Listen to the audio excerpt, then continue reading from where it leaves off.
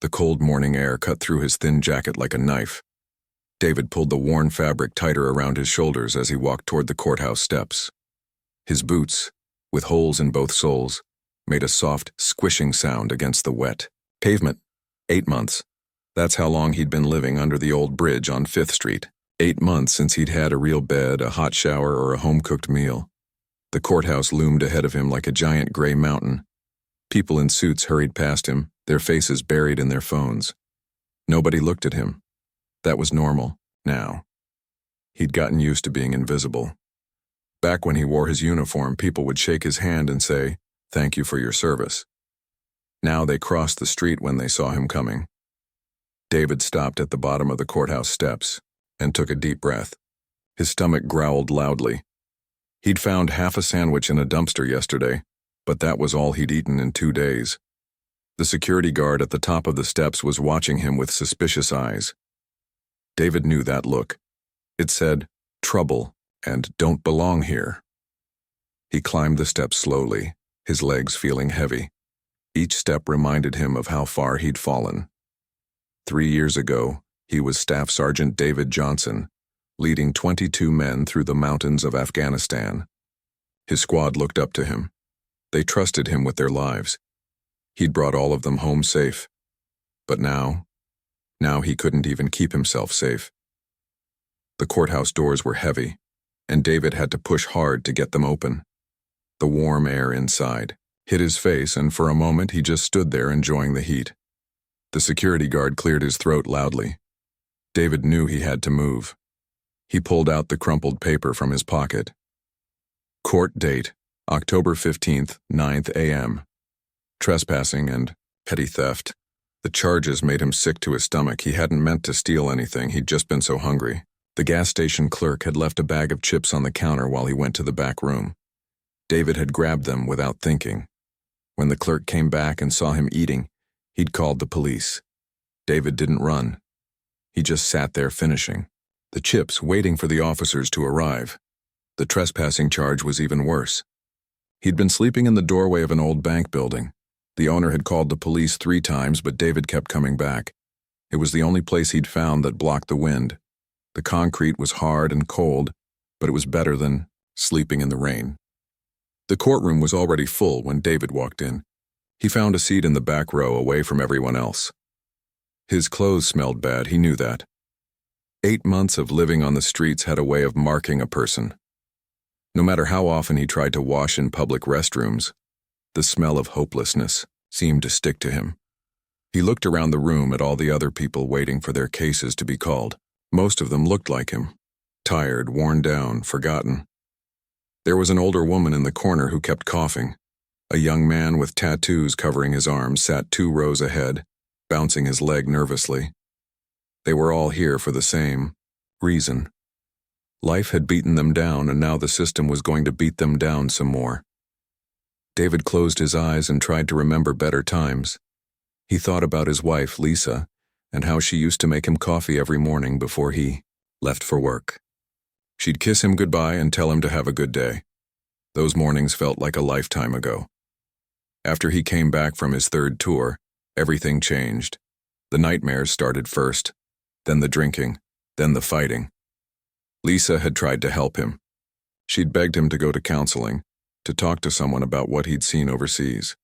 But David was too proud. He was a soldier. Soldiers didn't need help. They helped other people. At least that's what he told himself. The truth was, he was scared.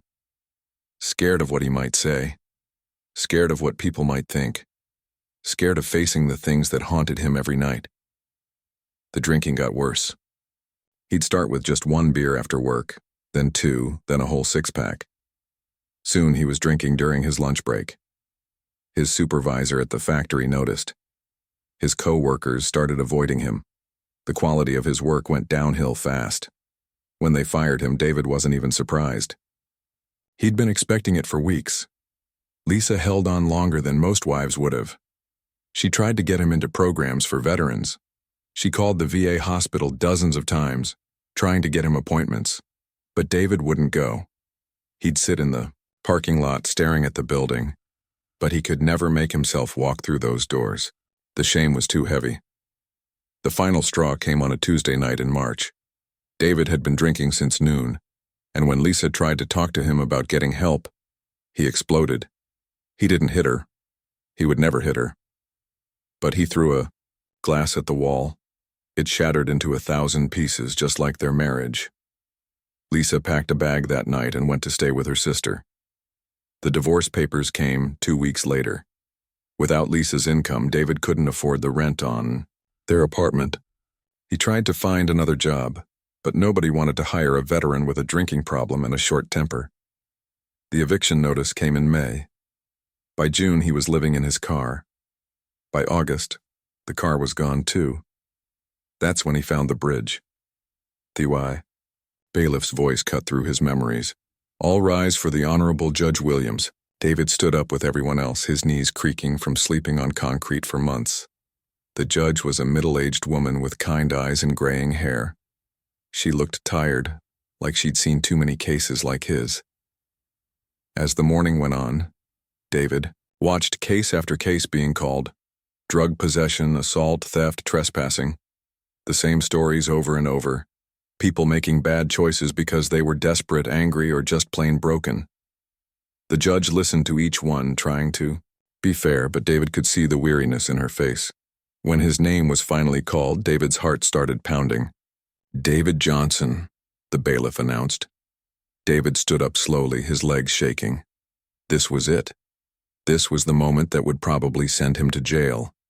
He'd heard that jail wasn't so bad for veterans. At least there were 3 meals a day and a bed to sleep in. Maybe it would be better than the streets.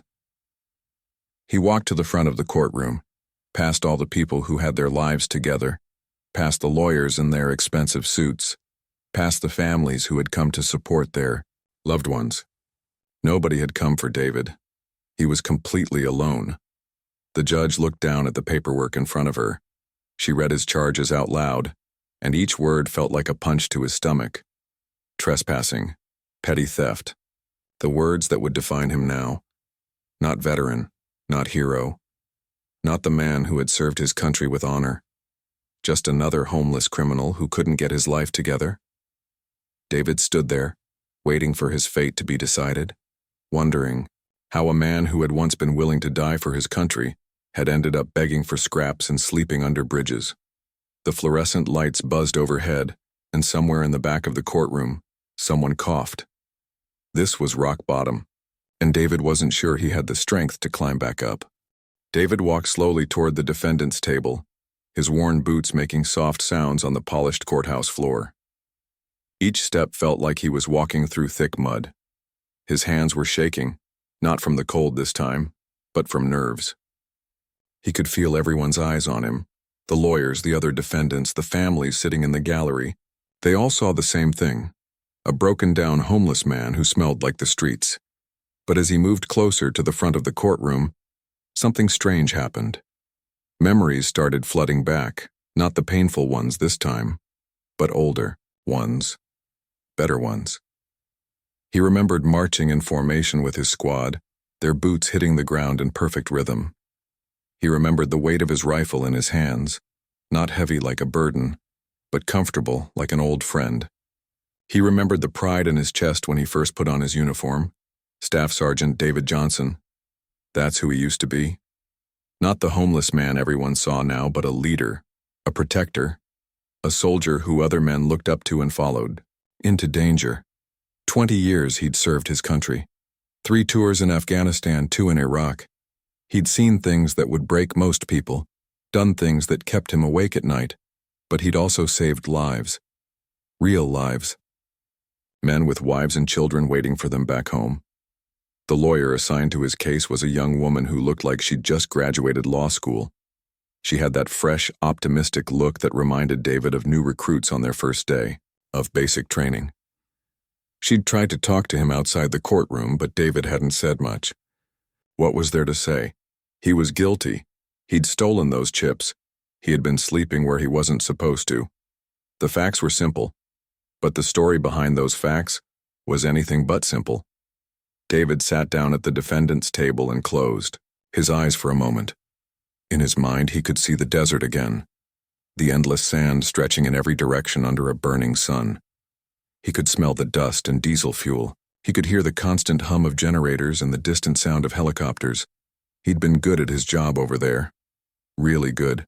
His squad had one of the lowest casualty rates in their unit. David knew how to read the terrain, how to spot danger before it spotted them. He could tell when something wasn't right just by the way the local people acted. When children stopped playing in the streets, when shop owners shuttered their windows early, when the usual sounds of daily life went quiet, those were the signs that kept his men alive. His soldiers trusted him completely. There was Tommy, barely 19, who used to call David Pops, even though David was only 32 at the time. Tommy had a girlfriend back home who sent him care packages with homemade cookies. He'd share them with the whole squad, but he always saved the chocolate chip ones for David, because he knew they were his favorite. Then there was Rodriguez, a tough kid from Texas who could fix anything with duct tape and determination. Rodriguez had 3 little sisters and he carried their picture everywhere. He used to joke that he was going to use his GI Bill to become a teacher, so he could boss around kids all day, just like he bossed around the new recruits. And Williams, not related to the judge, just one of those common names that showed up everywhere, in the Army. Williams was the quiet one, always reading books when they had downtime. He wanted to be a writer when he got out. He'd write letters to his mom every week, long detailed letters about everything except the dangerous stuff. He'd write about the sunsets and the food and the funny things the other soldiers did. He never mentioned the roadside bombs or the firefights, or the nights when they didn't know if they'd see morning. David had kept them all safe. Through convoy runs where every pile of trash might hide a bomb, through house searches where every door might conceal an enemy fighter, through long patrols in neighborhoods where the line between friend and enemy was never clear. He'd brought all 22 of his men home alive, not just alive but whole. No missing limbs, no life-changing injuries, no flag-draped coffins sent back to grieving families. That was something to be proud of. That was an accomplishment that meant something. David had mattered then. His decisions affected real lives. When he gave an order, men followed it because they knew he'd thought it through. When he said it was safe to move forward or time to take cover, they listened because they trusted his judgment completely. The transition home should have been easier the 3rd time around. David had done it twice before, after his first 2 deployments. But something was different after that last tour. Maybe it was because he'd seen too much. Maybe it was because he'd been over there for 15 months straight, longer than ever before. Or maybe it was because, for the first time, he'd lost someone. Private Jackson had been the newest member of his squad. Fresh out of basic training, eager to prove himself. David had tried to keep him safe, tried to ease him into the dangerous work they did, but Jackson was impatient. During what should have been a routine patrol, he'd moved ahead of the group, without permission. The improvised explosive device that killed him had been meant for the whole squad. If Jackson had stayed in formation, they would have spotted it in time. David blamed himself. A good leader protects his men. That's rule number 1. Doesn't matter if they make mistakes, doesn't matter if they don't follow orders. A leader finds a way to keep them safe anyway. David had failed at the most important part of his job, and a young man had died because of it. The nightmares started during his last month overseas. Not just about Jackson, but about all of it. Every close call, every decision that could have gone wrong, every face of every person who hadn't made it home. The Army counselors said it was normal, that lots of soldiers went through the same thing. They had a name for it, post-traumatic stress disorder. They had treatments for it, medications, therapy sessions, support groups. But David didn't want to be a patient. He'd been a leader, a protector, someone who solved problems instead of having them. The idea of sitting in a circle talking about his feelings with other broken soldiers made his skin crawl. He was supposed to be stronger than that. He was supposed to be able to handle whatever life threw at him. So he'd handled it the way a lot of soldiers did, with alcohol. Beer at first, then whiskey, then whatever was cheap and available. The drinking helped him sleep without dreaming. It made the memories fuzzy around the edges, It turned down the volume on the voices in his head that kept telling him he should have done more, should have been better, should have saved Jackson. But alcohol was a lousy solution to a complex problem. It didn't make anything better, it just postponed the pain until the next morning. And every morning the pain was a little bit worse, the shame a little bit deeper, the hole he was digging for himself a little bit harder to climb out of. Now, sitting in this courtroom facing charges that would have been unthinkable when he wore his uniform with pride, David wondered what Jackson would think of him, what any of his soldiers would think. He'd kept them safe in a war zone, but he couldn't keep himself safe in his own country. Judge Patricia Williams looked down at the case file in front of her, adjusting her reading glasses as she prepared to review the charges. The courtroom was quiet, except for the soft hum of the air conditioning and the occasional shuffle of papers. She'd been doing this job for 20 years, and cases like this one had become routine. Homeless veteran, minor charges, probably looking at a few days in jail and a fine he couldn't pay. But as she opened the file and began reading the defendant's information aloud, something made her pause. David Michael Johnson, Staff Sergeant, United States Army, retired. She read the words slowly, her voice carrying clearly through the courtroom. There was something about that name that felt familiar, like a song she'd heard long ago but couldn't quite remember. She continued reading his military record, noting the dates of his service, his deployments, his commendations. 3 bronze stars, 2 Purple Hearts, a combat infantry badge. This wasn't just any veteran sitting before her. This was a man who had served his country with distinction, who had earned the respect of his fellow soldiers and his commanding officers. Judge Williams found herself studying the man at the defendant's table more carefully. He was thin, almost gaunt, with hollow cheeks and tired eyes. His beard was unkempt, his clothes worn and dirty. He looked like so many of the homeless individuals who passed through her courtroom. But there was something in his posture. Now that suggested military training. The way he sat straight despite his exhaustion, the way his hands were positioned precisely on the table. As she read through more of his service record, fragments of memory began stirring in her mind. Afghanistan, 2009 to 2011. Those dates meant something to her, but she couldn't quite place why. She felt a strange tingling sensation, the kind you get when you're on the verge of remembering something important, but it's just out of reach. 25. Years ago, she had been Patricia Manning, a 17-year-old high school student in a small town in Ohio. Her American history teacher, Mrs. Henderson, had started a program where students could write letters to soldiers deployed overseas. It was meant to boost morale for the troops and teach students about civic duty and supporting those who served. Patricia remembered being nervous about writing that first letter. What do you say to a soldier you've never met? What kind of things would interest someone fighting in a war zone? Mrs. Henderson had given them some guidelines. Talk about everyday life, share news from home, ask questions about their experiences if they seemed comfortable sharing. The letter she'd been assigned to write went to Staff Sergeant David Johnson, 2nd Infantry Division, stationed somewhere in Afghanistan. She remembered spending hours on that first letter, writing and rewriting it, trying to strike the right tone. She wanted to sound mature and thoughtful, not like some silly teenager who didn't understand what real sacrifice meant.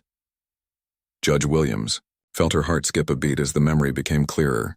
David Johnson, the soldier who had written back to her with such kindness and wisdom, the man who had shared stories about his squad, his hopes for the future, his thoughts about service and duty. They had corresponded for almost 2 years, through her senior year of high school and into her first year of college. She remembered rushing to the mailbox every few weeks, hoping to find another letter with that familiar handwriting. His letters had been unlike anything she'd expected.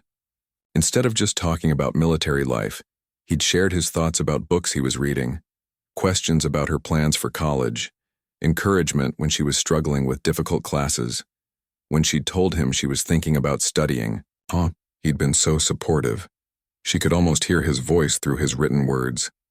The world needs more people who want to fight for justice. You've got a good heart, Patricia. Don't let anyone tell you that you can't make a difference. Judge Williams felt her hands begin to tremble slightly as she held the case file. Could this broken man before her really be the same David Johnson, who had inspired a teenage girl to pursue justice? The same soldier who had written about his dreams of coming home and maybe becoming a teacher, or working with kids, or finding some way to serve his community.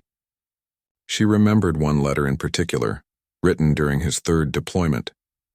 He'd told her about losing one of his soldiers, a young man barely older than she was. The pain in his words had been overwhelming.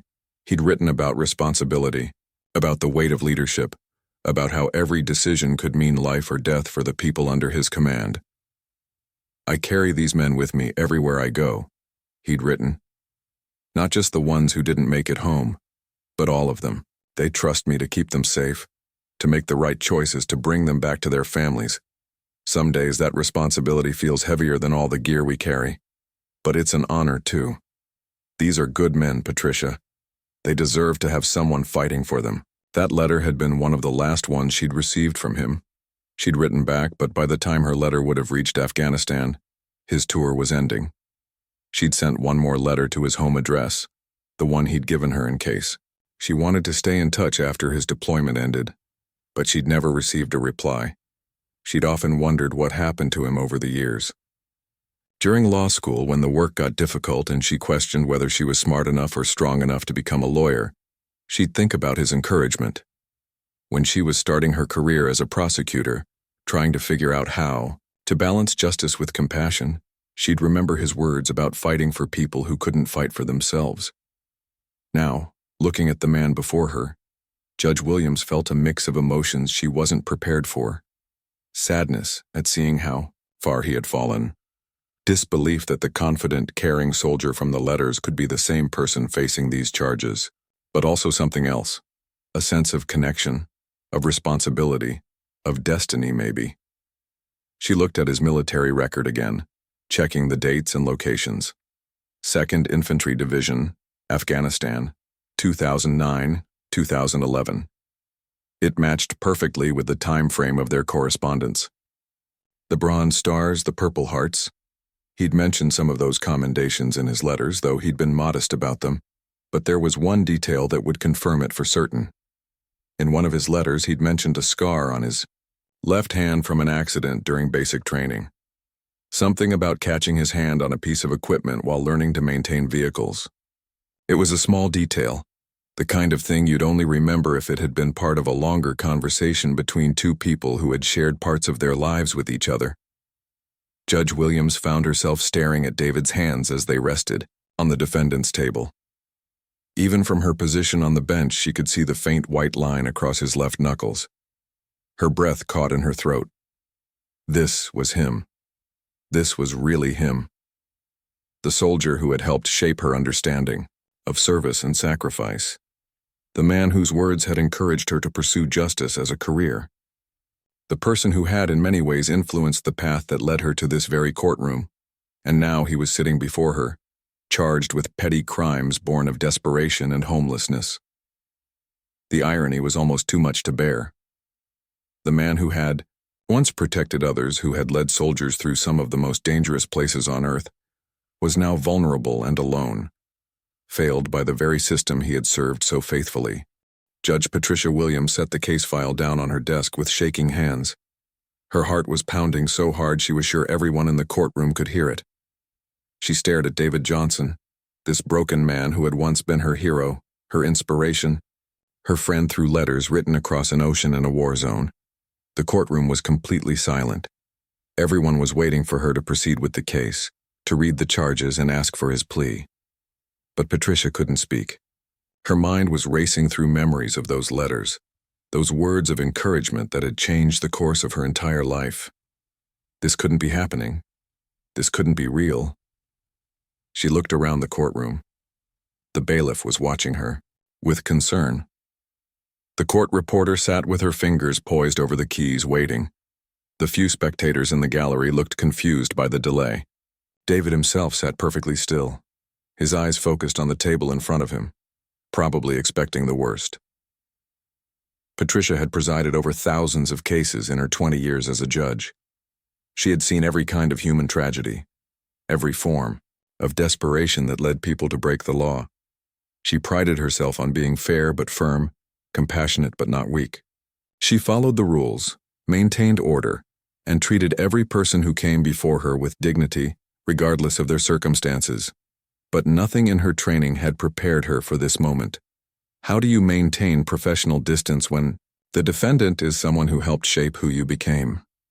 How do you follow protocol when your heart is breaking for someone who once lifted your spirits during your darkest teenage years? She remembered the exact moment she had decided to become a lawyer. It was during her senior year of high school, after receiving one of David's letters. She had been struggling with college applications, unsure about her future, feeling overwhelmed by all the choices ahead of her. Her grades were good but not perfect. Her family didn't have much money for college, and she was worried about student loans and whether she was smart enough to succeed. David's letter had arrived on a particularly difficult day.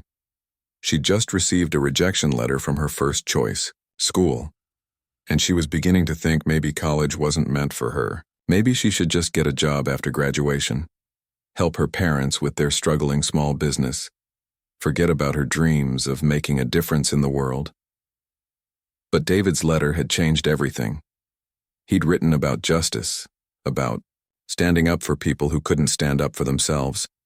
He'd told her about soldiers in his unit who came from poor families, who had joined the military because it was their only path to college, their only chance at a better life. He'd written about the responsibility he felt to fight for them, to make sure their sacrifice meant something. "You have something special, Patricia," he had written. "I can tell from your letters that you care about people, that you want to make things better. The world needs more people like you in positions where they can help others. Don't give up on your dreams just because the path looks difficult. The best things in life are worth fighting for." Those words had given her the courage to apply to more schools, to pursue financial aid more aggressively, to believe in herself when no one else seemed to. When she finally got accepted to State University with a partial scholarship, she had written to tell David the good news. His response had been full of pride and encouragement, as if her success was somehow his own. Throughout law school, whenever she felt like quitting, she would think about his words. When she was studying for the bar exam, exhausted and stressed and convinced she would fail, she would remember his faith in her. When she started as a young prosecutor, facing experienced defense attorneys who tried to intimidate her, she would draw strength from his belief that she could make a difference.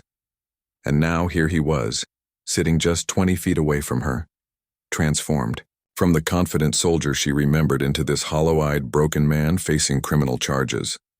The transformation was so complete, so devastating, that she almost doubted her own recognition. But the scar on his left hand was unmistakable. The way he held his shoulders, even in defeat, still showed traces of military bearing. And when he had stated his name for the record, his voice had carried the same gentle tone she remembered from their phone conversations. Yes, there had been phone calls too. Just a few during his last deployment, when the mail was running slow and they both needed to hear a friendly voice. She remembered being so nervous the first time he called, worried that talking in person would be awkward after communicating only through letters for so long. But his voice had been warm and kind, just like his writing. He had asked about her college plans, her family, her hopes for the future. He had shared stories about his soldiers, his worries about keeping them safe, his own dreams for what he wanted to do when he got home. Patricia realized she was gripping the edges of her bench so tightly that her knuckles had turned white. She forced herself to breathe slowly, to think clearly about what she should do next. This was unprecedented territory. She had never encountered a situation like this in all her years on the bench. She could recuse herself from the case, declare a conflict of interest, and have another judge handle it. That would be the safe choice, the professional choice. But it would also mean sending David to another courtroom, where he would be just another homeless defendant, another case number, another person failed by a system that didn't know his story. Or she could find a way to help him within the bounds of the law. She could use her position to get him connected with the resources he needed, the help he should have received years ago when he first came home from war. She could make sure this moment became a turning point instead of just another step in his downward spiral. But first she had to be absolutely certain She had to know for sure that this was really the David Johnson who had written to her, who had encouraged her, who had unknowingly helped shape her entire career. The professional side of her mind insisted on confirmation, even though her heart already knew the truth. Patricia made a decision that she had never made before in 20 years on the bench. She stood up from her chair, causing a ripple of surprise throughout the courtroom. Judges didn't stand during proceedings except for very formal occasions. They certainly didn't leave the bench in the middle of a case, but Patricia walked down the steps of her judicial platform, her black robes flowing behind her, and approached the defendant's table. The bailiff moved slightly, unsure whether he should intervene, but she gestured for him to stay back. The entire courtroom held its breath, waiting to see what would happen next. David looked up at her as she approached, confusion and fear evident in his eyes. He probably thought he had done something wrong, that his appearance or behavior had somehow offended the court. He started to stand, the way defendants do when addressing a judge, but Patricia held up her hand to stop him. She stood directly, in front of him now, close enough to see the lines of hardship etched into his face, close enough to smell the reality of his life on the streets, but she was also close enough to see past all of that, to recognize the man who had once been her beacon of hope in the darkness of adolescent uncertainty. "Staff Sergeant Johnson," she said softly, her voice barely above a whisper, but clear enough for him to hear. "You probably don't remember me, but my name used to be Patricia Manning. I was a high school student in Ohio, and you wrote letters to me during your deployment in Afghanistan." David's eyes widened in complete shock. For a moment, he looked like he might faint. His mouth opened, but no words came out. He stared at Judge Williams as if she were a ghost from his past, which in many ways, she was. The bustling courtroom around them seemed to fade away until it was just the two of them, standing face to face after all these years. "Patricia Manning," he whispered, his voice cracking with emotion. "Little Patricia from Ohio. The girl who wanted to change the world." His eyes filled with tears as the recognition hit him fully. "I can't believe it's really you." The courtroom was dead silent. Everyone could sense they were witnessing something extraordinary, though most had no idea what was happening. The bailiff looked confused. The court reporter had stopped typing, and the few spectators leaned forward in their seats, trying to understand this unexpected turn of events. Patricia felt tears streaming down her face, not caring that everyone could see her crying. "I never forgot your letters, David. Never forgot what you told me about fighting for justice, about not giving up on my dreams. You changed my life. You made me believe I could become a lawyer, that I could make a difference." David shook his head slowly, as if he couldn't process what he was hearing. "But look at me now, Patricia. Look what I've become. I'm not the man who wrote those letters. I'm just a broken-down homeless guy who steals food and sleeps in doorways. I'm everything you probably swore to fight against when you became a judge." "No," Patricia said firmly, her voice growing stronger. "You're still that man. You're still the soldier who kept 22 men safe. You're still the person who encouraged a scared teenager to pursue her dreams. You're still the hero who served his country with honor. None of that changes because you're going through a rough time." The emotion in the courtroom was overwhelming. Even the tough-looking bailiff had tears in his eyes. This wasn't just a legal proceeding anymore. This was a human moment, a connection between two people whose lives had been intertwined in ways neither of them could have imagined. Patricia turned to address the courtroom. "I'm dismissing all charges against this defendant," she announced, her voice carrying clearly through the room. "Furthermore, I'm ordering a 30-minute recess so that proper resources can be arranged for Mr. Johnson." She turned back to David, who was now openly weeping. "You wrote to me once about second chances, about how every person deserves the opportunity to come back from their mistakes. Well, David, this is your second chance, and I'm going to make sure you get all the help. You need to take it." During the recess, Patricia made phone calls to every contact she had in the veteran services community. She called the head of the regional VA hospital, the director of a local veteran housing program, and a retired colonel she knew who ran job training programs for former military personnel. She used every bit of influence and connection she had, built over 20 years in the legal system. Within 2 hours, David had a bed waiting for him at a veteran transition facility. He had an appointment with a counselor who specialized in PTSD. He had a caseworker assigned to help him navigate the benefits system. And perhaps most importantly, he had hope for the first time in years. But Patricia wasn't done yet. Over the following weeks, she stayed in touch with David's progress. She attended his first counseling session with him, not as a judge, but as the friend he had been to her all those years ago. She helped him fill out paperwork for disability benefits that he should have been receiving for years. She connected him with other veterans who had successfully made the transition back to civilian life. The story of their reunion didn't stay quiet for long. A reporter who had been in the courtroom that day wrote an article about it. The story was picked up by national news outlets, and suddenly David and Patricia found themselves at the center of a media storm. But instead of being overwhelmed by the attention, they decided to use it for good. They started speaking together at veteran events, sharing their story to highlight the struggles that many former service members face when they return home. Patricia used her platform to advocate for better mental health resources and housing programs for veterans. David, once he was stable and healthy again, became a peer counselor at the facility where he had first received help. The transformation in David was remarkable, but gradual. The nightmares didn't disappear overnight. The guilt about the soldier he had lost still haunted him some days. But with proper counseling and medication, he learned to manage his PTSD instead of being consumed by it. He learned that seeking help wasn't a sign of weakness, but a sign of wisdom.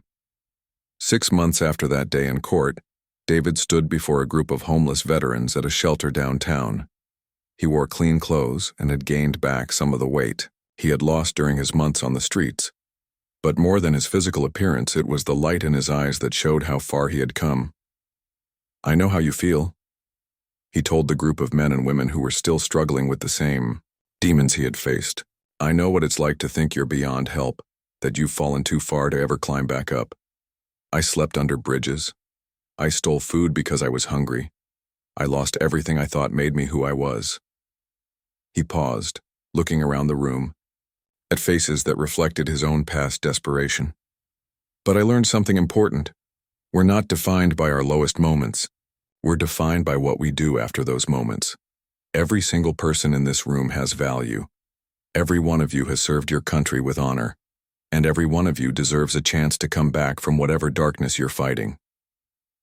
After his talk, David walked outside into the cool evening air. Patricia was waiting for him by her car, as she often did after his speaking engagements. They had maintained their friendship, built now on mutual respect and shared purpose, rather than the unequal dynamic of their original correspondence. "How did it go tonight?" she asked as they walked toward a nearby coffee shop, a ritual they had developed over the months. "Good," David replied, smiling for the first time in what felt like forever. "Really good. I think we reached a few of them. There was this young woman in the back who reminded me of Rodriguez's little sister. She stayed after to get information about the counseling program." As they sat in the coffee shop, David reflected on the journey that had brought him to this point. From the mountains of Afghanistan to the streets of the city, to this moment of purpose and peace. It hadn't been a straight path, and there had been times when he thought it would never get better. But sometimes, David thought as he watched Patricia review notes for tomorrow's court cases, life has a way of bringing people together at exactly the moment they need each other most. Sometimes a judge sees past the charges to the person underneath. Sometimes a broken soldier gets a chance to rebuild his life. And sometimes, the young person you encouraged years ago grows up to become exactly the kind of person you need when your world falls apart. It wasn't the ending either of them had expected, but it was the beginning they both needed.